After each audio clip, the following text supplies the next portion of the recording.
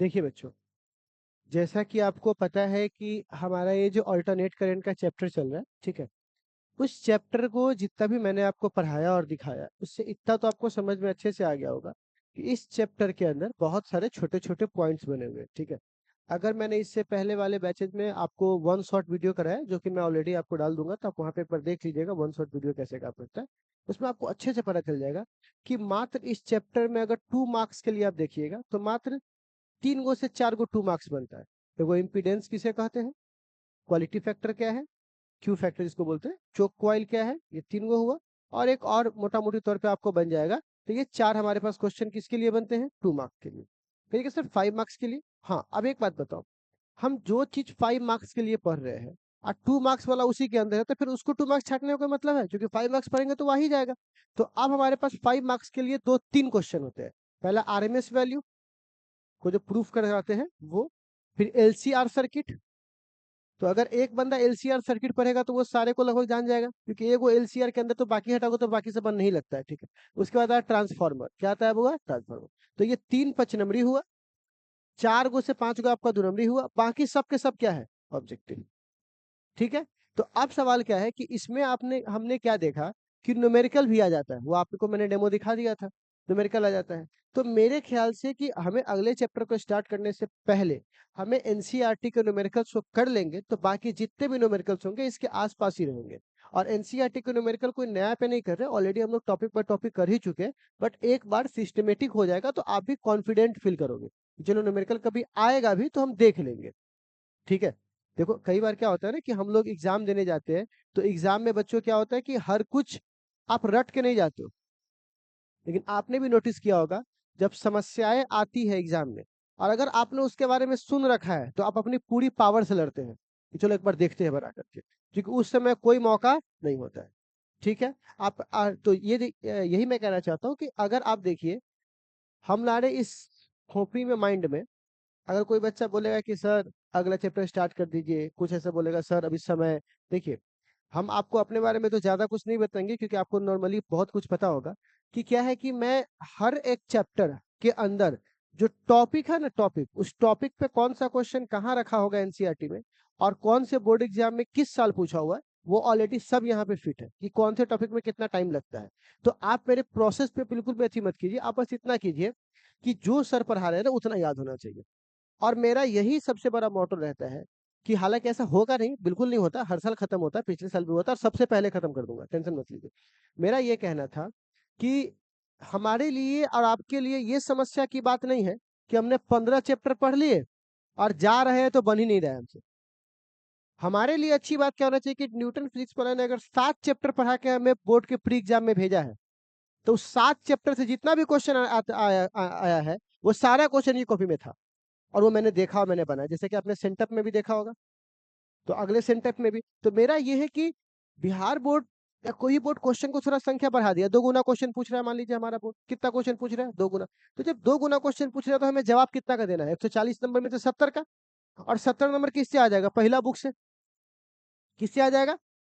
और पहला बुक को तो कम से कम ऐसा पढ़ ले कि सारा का सारा क्वेश्चन ही नोन हो मेरे लिए, कि नहीं मैं सब जानता हूँ, एलसीआर जानता हूँ, एनसीईआरटी। तो आप जब पहले ये बुक से आपको लगे कि हम सब कुछ जानते हैं, तो सेकंड बुक तो आपके लिए एडवांटेज हो जाएगा। कि कुछ नहीं होएगा तो वहाँ से हो जाएगा। तो इसीलिए आप लोग प्रोसेस पे रहिए, भागिएगा कभी नहीं, सिस्टमैटिक रहिएगा। भागने का मतलब क्या होता है ना, कई लोग ये पकड़ लेते हैं, वो पढ़ लेते हैं, वो कर लेते हैं, ऐसे कर लेते हैं। आपने मैच देखा होगा, क्रिकेट मैच? क्रिकेट मैच में आपने एक चीज़ नोटिस किया होगा, बहुत रेयर केस, 1% ही ऐसा कोई केस हुआ होगा, 1% जो आपने मैच भी आपको याद नहीं होगा, जिसमें ओपनर टिका हो, लास्ट तक और मैच हार गया हो। बहुत 1-2% का केस होता है। तो आप आईपीएल में आए दिन महसूस कीजिएगा कि अगर कोई ओपनर टिका हुआ है, अच्छा वो साढ़े 300 रन भी बना देगा, तैयो बना लेगा। क्योंकि ओपनर को बॉल बड़ा दिखने लगता है। तो याद रखिएगा, आपको टिकना है लंबे वक़्त तक।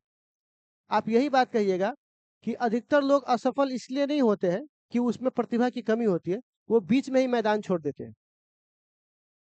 मैंने जितना भी टॉपर इस बेंच पर से बैठा के निकाला, वो सारे टॉपर पे एक खास बात क्या है, वो आखिरी दिन तक क्लास करता है।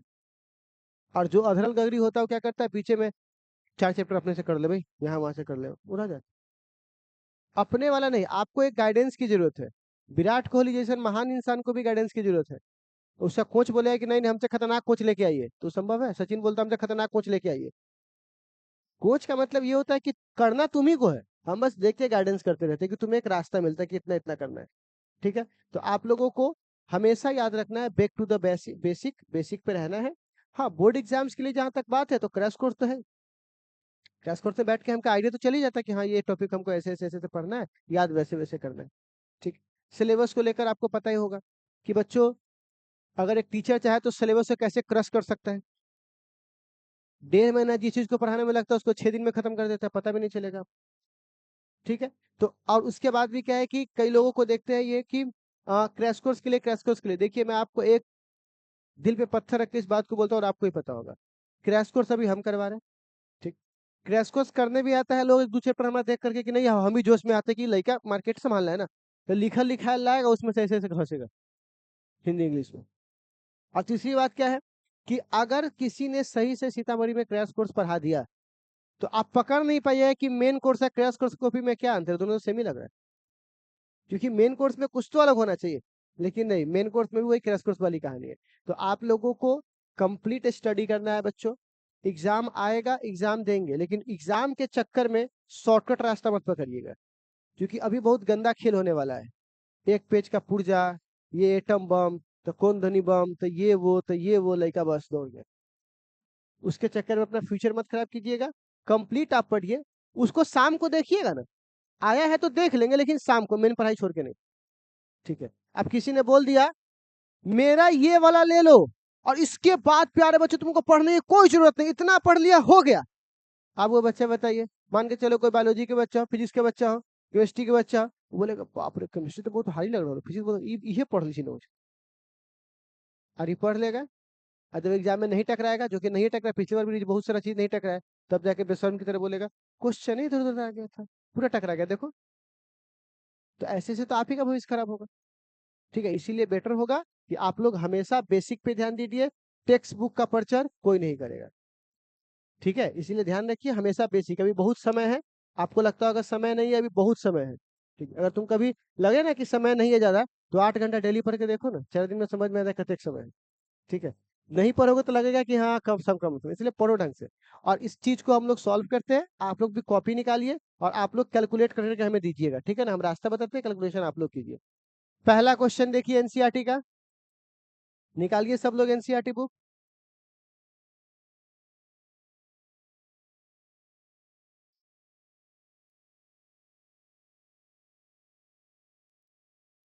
चलिए बुआ, 1 मिनट, ये क्वेश्चन क्या कहना चाह रहा है जरा देखिएगा।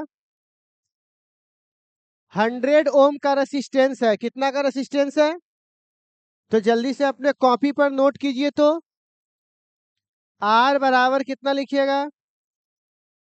100 ओम लिखिए सब लोग, लिख लिए। आर इजकल टू कितना लिखिए बुआ? 100 ओम। अच्छा, कितना से कनेक्टेड है बुआ? 220 वोल्ट। तो लिखिए भी बराबर कितना है बुआ? हम्म, अब क्या बोल रहे हैं बुआ? फ्रीक्वेंसी कितना है? 50 हर्ट्ज। अब हमसे ये क्या पूछ रहा है बुआ? तो वो आरएमएस ही तो है। क्या है बुआ? आरएमएस। तो एक बात बताइए, आई बराबर हम लोग क्या फॉर्मूला लिखेंगे भी बराबर आई आर से? लिखेंगे। अब आप बताइए भी की वैल्यू कितनी है, आर की वैल्यू कितनी है? तो आई निकाल के दिखाइए, निकालिए, ये भी मेरे सामने से निकालिए सब लोग, एक एक करके प्रोसेस में चलते हैं।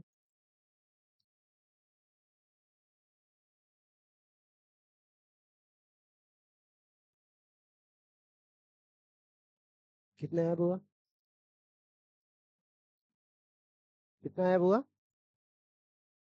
2.2 एम्पियर आया। अच्छा, तो ए नंबर बन गया हमारा। बी में क्या कह रहा है हमें निकालने के लिए बुआ? नेट पावर, क्या बोल रहा है बुआ? Net power. तो आप एक बात बताइए, पावर का फॉर्मूला वो भी आर सर्किट में, कौन से सर्किट में? तो आपको पता है ना आर सर्किट में 0 डिग्री होता है, तो खाली भी इंटू आई बचता है। तो बताइए पावर का फॉर्मूला यहाँ से क्या होगा? भी इंटू आई। बताइए भी का फॉर्मूला दिया हुआ है, वैल्यू दिया हुआ है, आई का वैल्यू दिया हुआ है, निकालिए। V R M S, I R M S.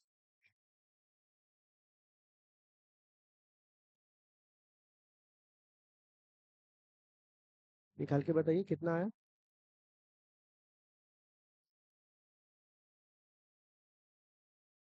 कितना? जोर से बोलो ना, कितना है? 400, 444 है, 484 वाट। ठीक है, तो हमारा बताइए ए नंबर सॉल्व हो गया। ए के बाद अब किसकी बारी है बुआ? बी की। तो चलिए बी नंबर पे सॉल्व करते हैं, सॉरी सेकेंड नंबर को। अब सेकेंड क्वेश्चन क्या कहता है? Peak voltage of AC supply is 300 volt. मतलब हमें पीक वोल्टेज का मतलब होता है वी नॉट का मान दे दिया। कितना दे दिया? पीक को, एम्पलीट्यूड को, इस सबको मैक्सिमम को, इस सबको नॉट से ही दिखाते हैं ना। तो बताइए वी नॉट का मान कितना दिया है? 300। और हमसे ये क्या पूछ रहा है ए नंबर में? आरएमएस। तो आपको तो पता है भी आरएमएस बराबर क्या होता है? भी आरएमएस बराबर होता है वी नॉट बट्टा √2। अगर आप और ठीक से देखिएगा तो 7 पॉइंट, जो सॉरी 0.707, और गुने क्या है? V naught. अब आप बताइए वी नॉट का मान क्वेश्चन में दिया हुआ है, तो बताइए तो यहाँ से वी आरएमएस का मान क्या होगा? आप लोग इसका ए लिख करके सॉल्व कीजिए इसको, सभी लोग। चलो,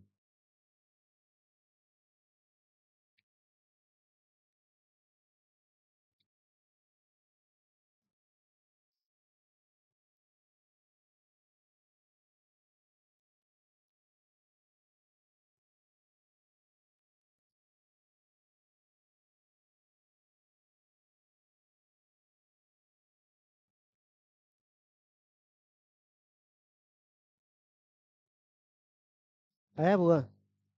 कितना आया बुआ? नहीं मल्टीप्लाई हुआ अभी तक। बोलिए ना, डर क्या रहे आप लोग, बोलिए कितना? 212। तो ठीक है, अप्रोक्स में कितना आया होगा बुआ? 212 वोल्ट। ठीक।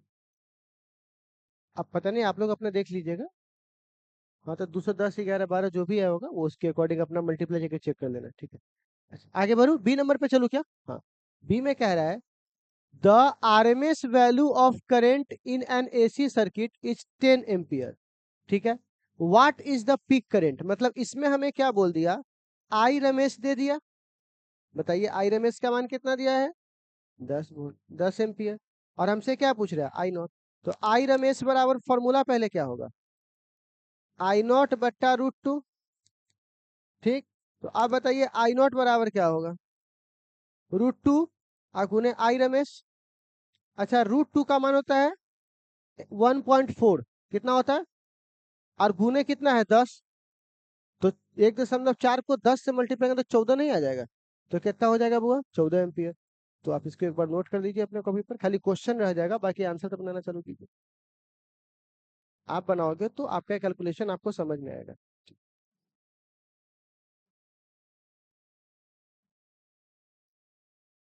चलिए आगे बढ़ू क्या?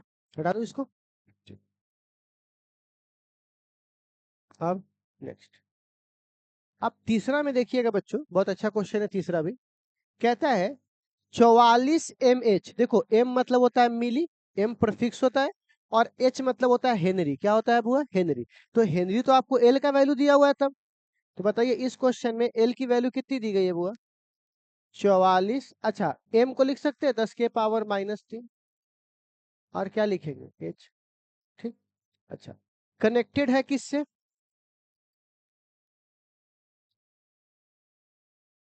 v बराबर 220 वोल्ट। अच्छा, कितना हर्ट्ज फ्रीक्वेंसी है बुआ? 50। तो आप बताइए यहाँ पे फ्रीक्वेंसी बराबर हम क्या लिख देंगे? 50 हर्ट्ज। ठीक है, अब हमें इस क्वेश्चन में ही कहा रहा है डिटरमाइन, मतलब हमें फाइंड आउट करना है। क्या डिटरमाइन करना है बुआ? आर में किसका बुआ? करंट। तो एक बात बताइए, करंट का वैल्यू का फॉर्मूला होता है आई बराबर वोल्टेज बट्टे रेसिस्टेंस। ओम के नियम में क्या होता है बताइए? आई बराबर V बट्टे आर। लेकिन आपको तो पता है कि अगर यह रेसिस्टर सर्किट होता तो आर लिखते, लेकिन ये तो इंडक्टर सर्किट है। कैसा सर्किट है बुआ? तो इंडक्टर में आर नहीं लिखा जाता है, बल्कि इंडक्टर की जो वैल्यू होती है वो होती है एक्सएल। याद आया? ठीक है। तो आप बताइए आई बराबर वोल्टेज, और एक्सएल का फॉर्मूला क्या होता है? Omega into L. और भी अगर आप इसको देखिएगा तो ओमेगा में तो वैल्यू हमको क्वेश्चन में दिया हुआ नहीं है, तो लिख सकते हैं 2 पाई गुने फ्रीक्वेंसी इंटू एल। अब आप हमको बताइए, क्या फ्रीक्वेंसी का मान 50 दिया हुआ है, भी का मान 220, और एल का मान कितना? 44 गुने 10 की पावर 3। तो क्या आप हमें आई का मान निकाल के दिखा सकते हैं? तो इसको ट्राई कीजिए। तो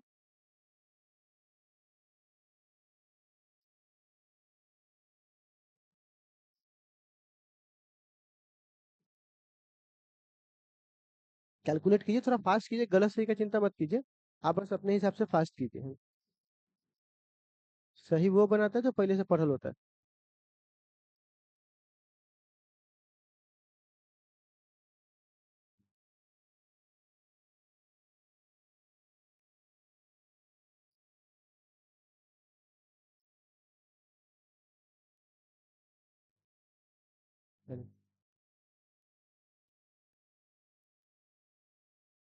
आया होगा।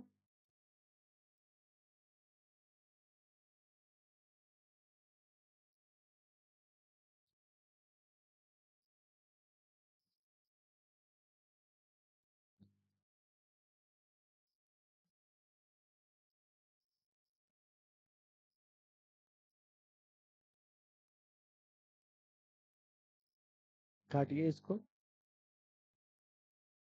22 है, 44 है, तो इतना इजी से कटने वाला चीज सब है।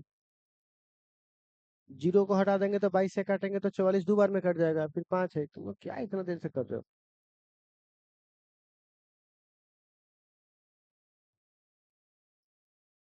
डिसिप्लिन।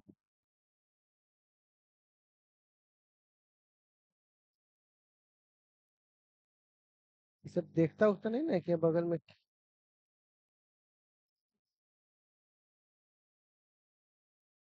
एगो शून्य से एगो शून्य कट जाएगा, 22 से कट जाएगा दो बार में। तो आई बराबर यहाँ पे चला जाएगा 10 के पावर -3 ऊपर 10 के पावर +3। फिर यहाँ से ये 3.14 कितना आया काट कुट के? कितना? 17। 17.7 कितना आया है? तुमने से कैलकुलेट नहीं हुआ रे? तो फिर इतना बोख की तरह बैठे क्या है, बोलो कि कितना हुआ, कि इतना हुआ, तो इतना बताइए। कितना नहीं आया है? हाँ तो देख लीजिए, इसी के आसपास में आपका आंसर होगा, ठीक है ना? इसे कैलकुलेट कर लीजिएगा, ठीक है। आगे बढ़े। हमारा काम है प्रोसेस बताना, ना कि इस पे रख के काट कूट करना, ये सब आपका काम है, ठीक है। चलो आगे बढ़े बुआ। ठीक। अब चलिए नेक्स्ट। 7.4 नंबर क्वेश्चन देखिए बुआ। आप कहता है सी की वैल्यू कितनी दी गई है? तो सी बराबर दिया हुआ है 60 माइक्रो, मतलब 10 के पावर -6 फराड। तो हमने सी की वैल्यू निकाल ली। अब हमें क्वेश्चन में कह रहा है कि हमने इसे कनेक्ट किया 110 वोल्ट से, ठीक है। तो बताइए वी बराबर कितना होगा? फिर कह रहा है उसकी फ्रीक्वेंसी कितनी है, ठीक है। अब determine the RMS value of current, तो फिर से आई चाहिए। तो आई बराबर भी बट्टे आर, लेकिन चूंकि कैपेसिटर की बात हो रही है तो एक्स सी लिखना ज्यादा सही होगा। और एक्स सी की वैल्यू होती है, तो आई बराबर ओमेगा से ऊपर चल जाएगा, और ओमेगा का मान होता है 2 पाई गुने फ्रीक्वेंसी, और भी गुने सी, ये भाग में है, ठीक है। तो अब बताइए 2 पाई, एफ का मान हमें 60 दिया है, भी का मान 110, और सी का मान 7। रख के बनाइए कितना है। जब तक आप कैलकुलेट नहीं करोगे चीजें कैसे काम करेंगी, बोलिए।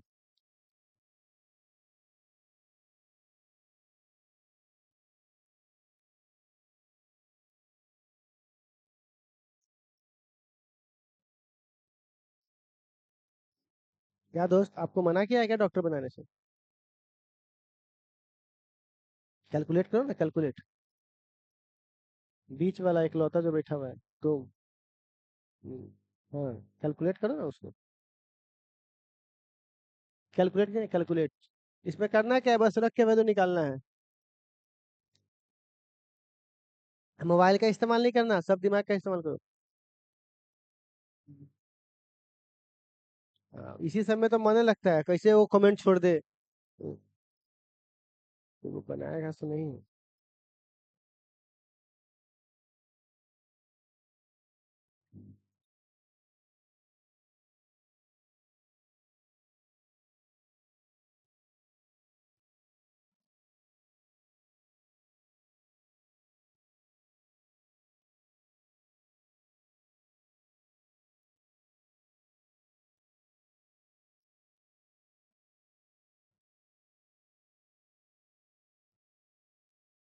आया। कितना है इसका आंसर?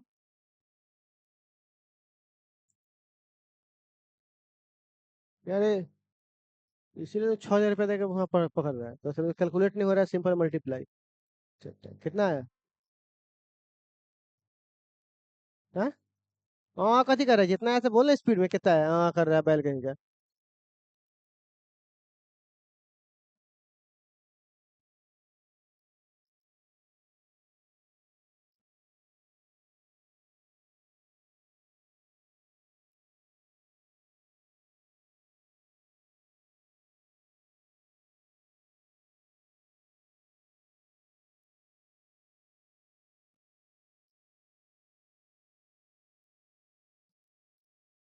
कितना है? हाँ?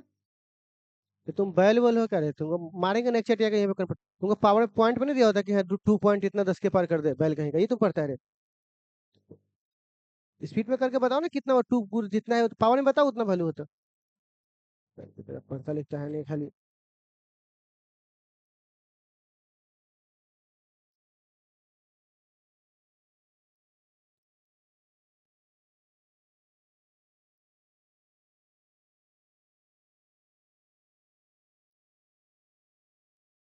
शर्म आना चाहिए तुम लोगों को, बहुत खतरनाक। एकदम शर्म आना चाहिए आप लोगों को। कभी खुद को आईना में देखना है कि तुम लोग को एगो नॉर्मल मल्टीप्लाई डिवाइड नहीं होने में दांत चियर दिया तो कथी करेगा तुम लोग? 10वां 8वां का बच्चा साला इतना करके रख देता है।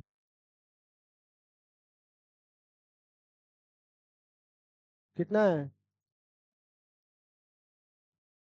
2 पॉइंट।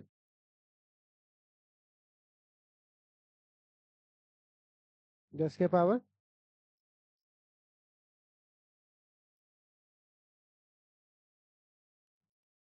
ठीक है। चलिए। अब इसमें अपना आप लोग मिला लीजिए, क्योंकि इन भागों पे हम भरोसा नहीं करते। ठीक है, आप लोग अपना मिला लीजिएगा। चलो अब नेक्स्ट है अगला क्वेश्चन में। छठा में, पांचवा है ना। कहता है, अगर हम पहले वाले 2 क्वेश्चन का सहारा ले, किसका सहारा ले बुआ, पहले वाले 2 क्वेश्चन का, और हमसे निकालने के लिए क्या बोल रहा है, नेट पावर। तो हमें इतना अच्छे से पता होना चाहिए कि चाहे एल सर्किट हो चाहे सी सर्किट हो, दोनों का फाई 90 डिग्री होगा। होगा। आर का खाली 0 डिग्री होता है, बाकी दोनों का कितना डिग्री होता है, 90 डिग्री। तो ऐसे 90 डिग्री पे पी पावर का जो फॉर्मूला होता है वो होता है आई रमेश भी रमेश कॉस 90। तो कॉस 90 का मान सीधे क्या होगा, 0। तो हम दोनों ही केस में इसका आंसर क्या देंगे बउआ, 0। तो कोई पूछेगा कि पावर, नेट पावर आर का 0 नहीं होता है, एल का 0 होता है, सी सर्किट का होता है, तो दोनों सर्किट का नेट पावर क्या है बउआ, 0। ठीक है। तो कौन सा ऑप्शन हो जाएगा यहाँ पे, सीधे जी ऑप्शन बोल रहे हैं, वैल्यू हो जाएगा 0। चलिए आप छठा पे चलिए, पांचवा का तो बन गया, पांचवा का चाहे तो उतार लीजिए 5 नंबर लिख करके। पी बराबर आई भी कॉस 90, फाइव बराबर 90 है तो कॉस 90 का मान सीधे क्या होगा, 0। ठीक है। अब छठा पे चलते हैं। छठा में हमसे क्या क्या निकालने के लिए बोल रहा है बुआ, रेजोनेंस फ्रीक्वेंसी। ठीक है। अब देखो रेजोनेंस फ्रीक्वेंसी में एफ का मान निकालने के लिए बोल रहा है। एफ का फॉर्मूला बोलिए तो क्या होता है, 1/2 पाई रूट अंडर 1/LC। और हमसे फिर निकालने के लिए बोल रहा है ओमेगा आर। तो ओमेगा का भी फॉर्मूला पढ़ाए हुए।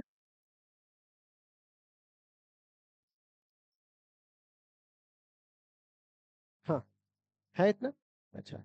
अब जरा देखिएगा, और फिर हमसे कह रहा है और क्या निकालने के लिए बुआ, क्यू क्वालिटी। तो मैंने आपको क्यू फैक्टर का फॉर्मूला पढ़ाया था, 1/R, याद आया, आर रूट अंडर L/C। अब इस पूरे फॉर्मूला को प्राप्त करने के लिए आपको 3 चीज का वैल्यू चाहिए, एक R का, एक L का और एक C का, और इत्तेफाक से तीनों का वैल्यू यहाँ पे दिया हुआ है। कहिए 2H, C 32×10⁻⁻6, और यहाँ पे R बराबर क्या है 10। तो आप इस तीनों का वैल्यू इसमें रख करके F, ओमेगा और Q का वैल्यू निकाल सकते हैं। तो सबसे पहले आप इस तीनों का वैल्यू लिखिए और ये तीनों फॉर्मूला लिख लीजिए, इसको निकाल लीजिएगा अपना घर पे। ठीक है, वैल्यू लिख लीजिए और फॉर्मूला लिख लीजिए और नीचे जगह छोड़ दीजिए, फॉर्मूला पे वैल्यू रख के निकालना है आपको।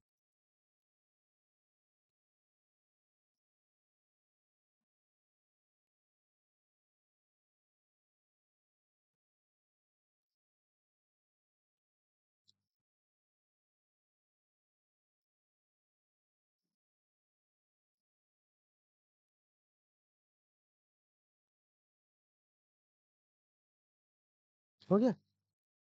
ठीक है, लिख लिए। अब क्वेश्चन है इसी में, छठा हो गया ना, सातवां। कहता है अगर एक का चार्ज कितना है बुआ, 30 माइक्रोफराड। देखिएगा एक का चार्ज कितना है बुआ, तो बताइए क्यू बराबर कितना, सॉरी क्यू सी बराबर कितना है, कैपेसिटी कितनी है 30, माइक्रो मतलब 10⁻⁻⁻6, और ये क्या है फराड। अब कह रहा है जिसको कनेक्ट किया गया है किससे, मतलब एल से, तो सी दे दिया एल दे दिया, तो 27, और एम एच मतलब 10⁻⁻3 एच।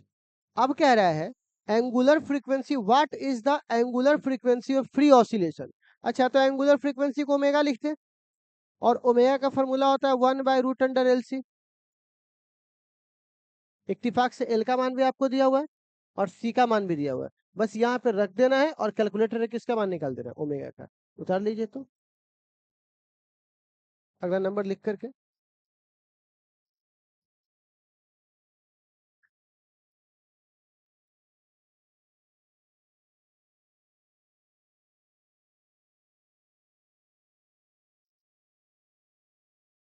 बन जाएगा आप लोगों से ये वाला, तो इसको भी कैलकुलेट कर लीजिएगा। अब नेक्स्ट क्वेश्चन पे चलते हैं।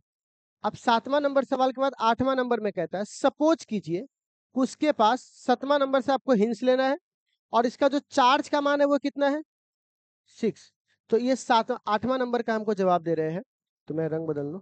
ठीक है, तो आप बताइए चार्ज बराबर कितना है 6।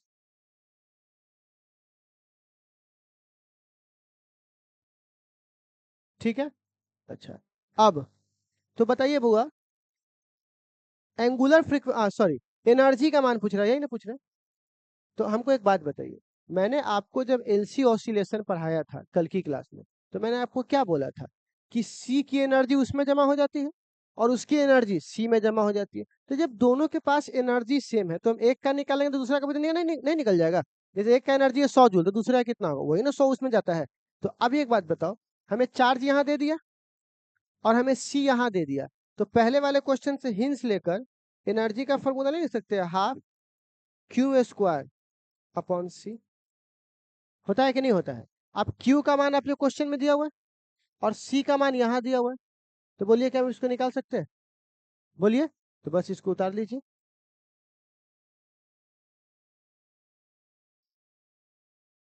ऊपर वाले से हिंस ले लेना है।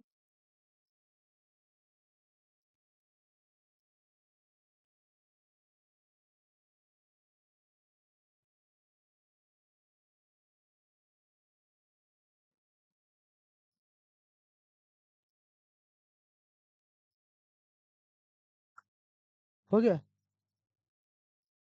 अब 9वां नंबर हटा देता हूँ इसको। अब 9वां नंबर सवाल देखिए, ये कहता है एक LCR सर्किट है जिसमें R की वैल्यू कितनी दी गई बताइए तो R बराबर कितना दिया हुआ है 20 ओम। अच्छा, L बराबर बोलिए तो क्या है, और C बराबर, और माइक्रो का मतलब होता है 10⁻⁻⁴। अब बताइए उसको वेरिएबल फ्रीक्वेंसी पर वोल्टेज के साथ क्या रखा हुआ है 200 वोल्ट। ठीक, अच्छा एसी है तो पक्की बात है फ्रीक्वेंसी बदलेगा, डीसी रहता तो कांस्टेंट रहता। अब सवाल है when the frequency of the supply equal to the natural frequency, frequency जो है वो किसके बराबर है नेचुरल फ्रीक्वेंसी। तो एवरेज पावर निकालना है, क्या निकालना है बुआ? Average power. तो सबसे पहली बात, सर्किट है एलसीआर। सर्किट क्या है? हमको निकालना क्या है बुआ? Average power. क्या निकालना है बुआ? अब क्या निकालना होगा हमको? आई। क्या निकालना होगा? आई। तो सबसे पहली बात, इस फॉर्मूला में सबसे पहले कैसे निकालेंगे? सबसे पहले तो जेड निकालो। क्या निकालो? जेड। तो जेड बराबर क्या फॉर्मूला होगा?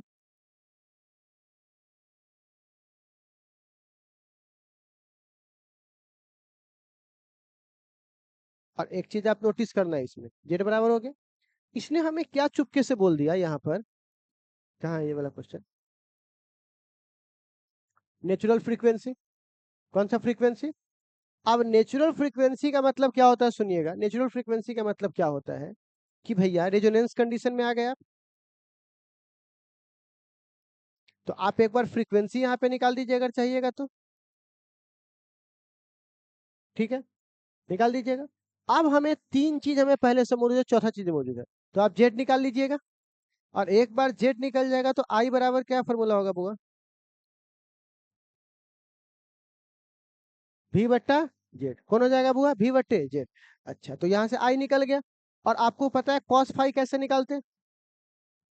कॉस फाई का फॉर्मूला जो होता है, आपको पता है, वो आप निकाल सकते हैं जेड बट्टे आर से भी। सॉरी, आर बट्टे जेड।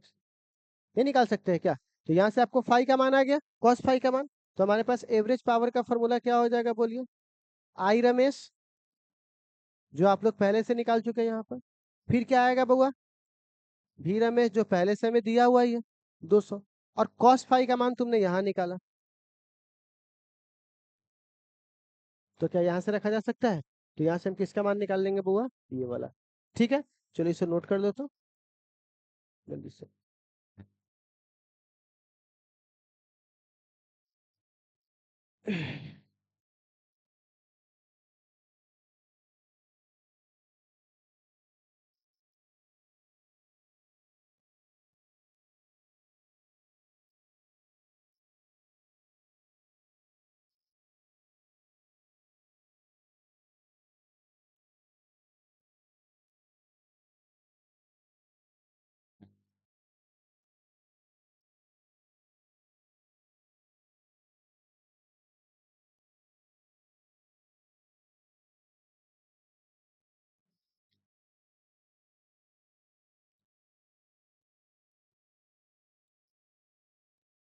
हो गया? ठीक है, चलो। तो आप एक चीज नोटिस कीजिएगा, हमने ये जो पावर आपको निकाल के दिया है, वो मैंने जनरल पावर निकाल के दे दिया है, ठीक।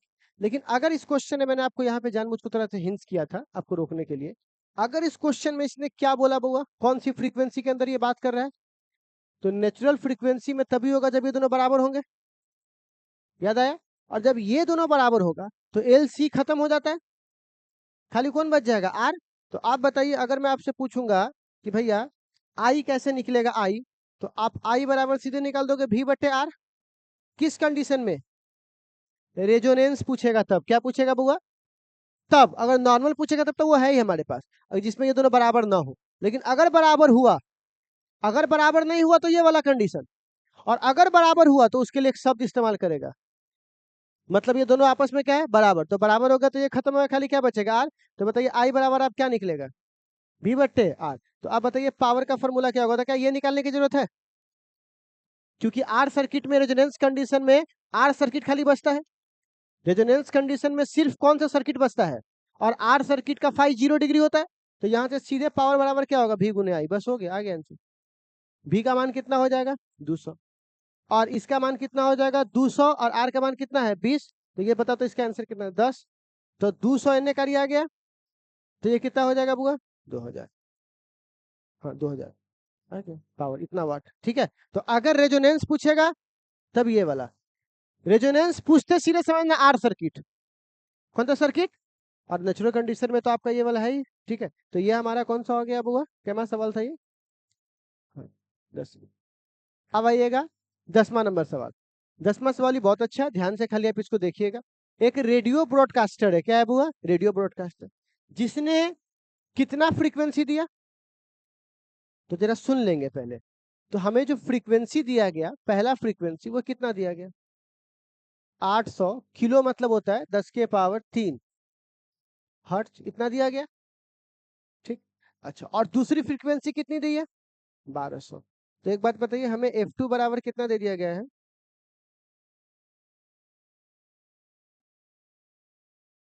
ठीक है। अब हमें ये निकालने के लिए क्या बोल रहा है, सुनिएगा। हमें ये एल का मान दे दिया हुआ है, कितना एल का मान दिया है, 200। तो एल का मान जो 200 दिया है, 200, और माइक्रो का मतलब होता है 10 के पावर, और हमें निकालने के लिए क्या बोल रहा है बुआ, रेंज। क्या निकालने के लिए बोल रहा है, किसका रेंज। अब आपको एक बात सोचनी चाहिए, यहाँ पर ध्यान से सुनिएगा।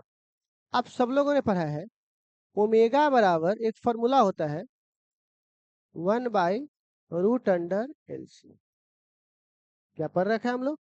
अच्छा, तो एक बात बताइए, ओमेगा स्क्वायर बराबर क्या फॉर्मूला होगा, तो सी बराबर क्या फॉर्मूला होगा, होगा। अच्छा, अब एक बात जरा बताइए, सी बराबर 1/ओमेगा का मान कितना होता है, ठीक है। अब आप बताइए, ये सी बराबर क्या लिखूंगा, 1/4 पाई का स्क्वायर, फ्रीक्वेंसी का स्क्वायर गुने एल। अब आप ध्यान से सुनिएगा, क्या एल की वैल्यू आपको दी गई है क्वेश्चन में, दिया हुआ है। अच्छा, 4 का मान तो 4 ही होता है, पाई का मान कितना होता है। अच्छा, अब फ्रीक्वेंसी का को दिया है, दो गो, एगो कितना 800, और एगो कितना। तो अगर एक बार तुम 800 रखोगे तो C1 निकलेगा, और एक बार क्या रखोगे 1200, तो क्या निकलेगा, यही तो रेंज है, C1 से कहां तक, C2 तक। तो तुमको इस फॉर्मूला में F दिया हुआ था, बस क्वेश्चन को सेपरेट करके तुम्हें C को अलग कर लेना है, और बाकी को इस तरफ कर देना है, और C कितनी बार निकलेगा, 2 बार, क्योंकि फ्रीक्वेंसी भी कितनी बार है, 2 बार, तो हमारा रेंज आ जाएगा यहाँ से। तो जल्दी से आप इसे नोट कर लीजिए, तो 10वां नंबर में।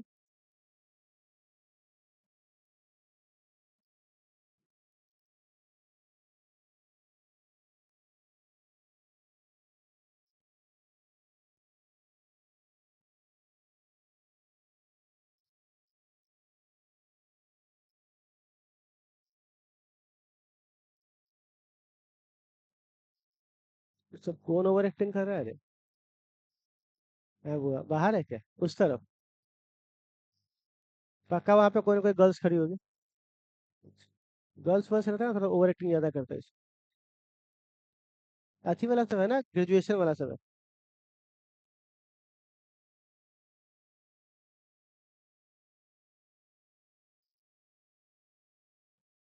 देखो, जो भी लड़का कैटेगरी है, वो अच्छे से जानता है कि नेचुरल लड़का कैसे रहता है, जैसे हम लोग आप लोग हैं।